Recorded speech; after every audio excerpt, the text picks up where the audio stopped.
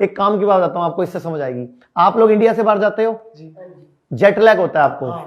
मतलब जैसे आप यहाँ से लंदन गए या कनाडा गए, अमेरिका गए, कहीं भी जाते हो तो आपको 1-2 दिन लगते हैं। कभी दिन में रात नींद होती है वहां पे, कभी रात को जाग रहे होते हो आप, क्योंकि बॉडी सेट नहीं होती वहां के अकॉर्डिंगली।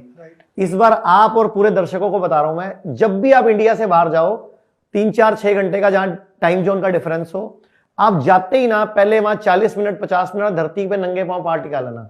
आपको जेट लैग होगा ही नहीं, आपकी वो घड़ी बॉडी वहां की क्लॉक के अकॉर्डिंग सेटल हो जाएगी। क्या बात है। आप करके देखना, आपका एक दिन खराब होता है ना, आपके तो पैसे खराब होते हैं। हाँ जी। क्योंकि आपके पैसे वेस्ट होते हैं, क्योंकि एक दिन तो आप सोने में ले लेते हो, एक दिन आप थके रहते हो, तो नहीं होगा।